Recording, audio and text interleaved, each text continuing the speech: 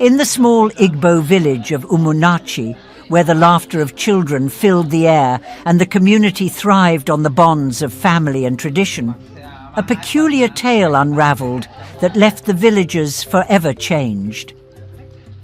At the heart of this story was a young girl named Adaeze and her aunt, Neka. Neka was a woman of rare virtue, kind-hearted, patient, and deeply respected.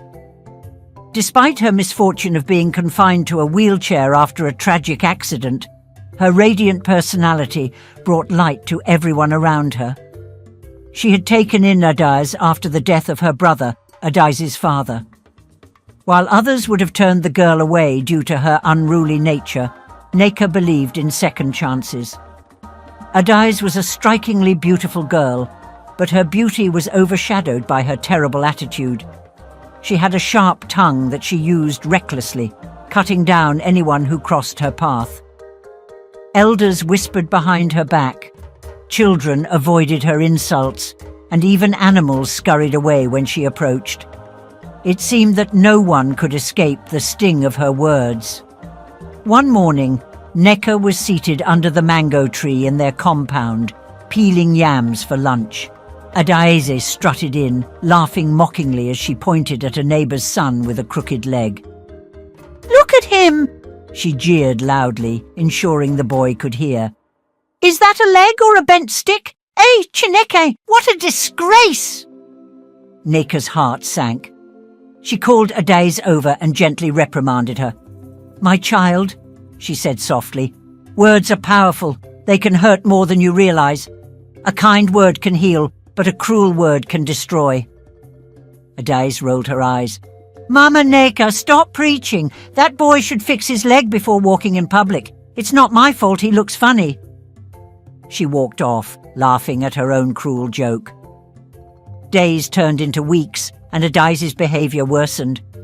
She laughed at the village elders for their failing eyesight, mocked a market woman for her missing teeth, and insulted children for their clothes. "You dress like a rag picker," she sneered at one girl. "Why don't you sell those rags and buy real clothes?" Neka's patience began to wear thin. She often prayed for Adaeze, asking the gods to touch her heart. Despite her efforts, Adaeze only grew more disrespectful. One fateful evening, Adaeze decided to prepare dinner. As she cooked, she hummed a mocking tune about a woman in the village who had a crooked back. When the food was ready, she served her aunt with a smirk, proud of her work. But as soon as Neka tasted the soup, she winced. "Adaeze, my child," she said cautiously. "The soup is too salty. Please be more careful next time." Adaeze's face twisted with mockery. "If it's too salty," she said, "why don't you get up and cook it yourself? Oh, I forgot. You can't. You're stuck in that wheelchair forever." Neka stared at her niece, stunned. The words struck her like a thunderbolt. Tears welled up in her eyes, but she quickly wiped them away. "You mock me for my condition," Neka said, her voice trembling. "After all I have done for you, Adaeze, this is how you repay me?" Adaeze shrugged, unbothered. "If the truth hurts, that's not my fault," she said, laughing. That night, as Neka sat in her room, her heart heavy with sorrow, she prayed. But this time, her prayer was different. "Chukwu," she began, "this child has become a vessel of cruelty. Teach her a lesson, not out of spite, but to save her soul." As she spoke, a strange calmness filled the room. In the silence, Neka uttered the words that would change Adaeze's life forever. From this day forward, let her lips reflect her words. Let her learn the power of kindness through the weight of her own cruelty. The next morning, Adaeze woke up and yawned. She felt an unusual heaviness on her face. As she stumbled to the mirror, she screamed. Her lips were swollen, twice their normal size. She tried to cover them with her hands, but they only seemed to grow larger. Panicked, she ran out of the house, and the villagers gasped. "Hey, Adaeze, what happened to your lips?" someone exclaimed. She tried to speak, but the more she talked, the more her lips grew. Her insults, which once flowed so easily, now came with a painful price.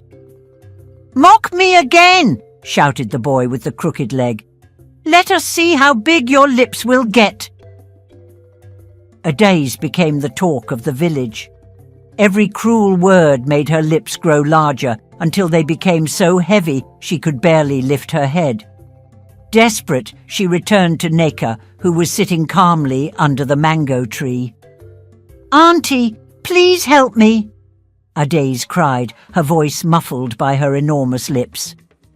"I don't know what's happening to me."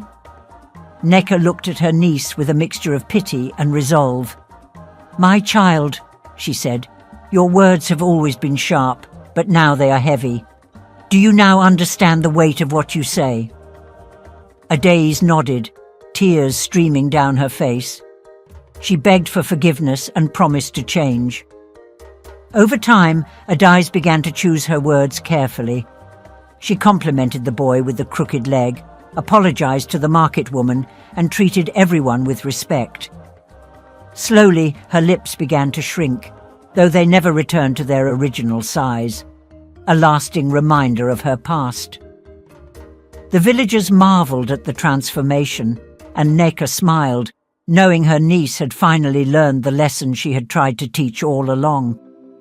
And so, the story of Adaze's lips became a cautionary tale in Umunnachi, reminding everyone that the power of words could either build or destroy, and that sometimes the weight of cruelty was too much to bear. Moral of the story: be mindful of your words, for they hold the power to heal or to harm. I hope you enjoyed this story.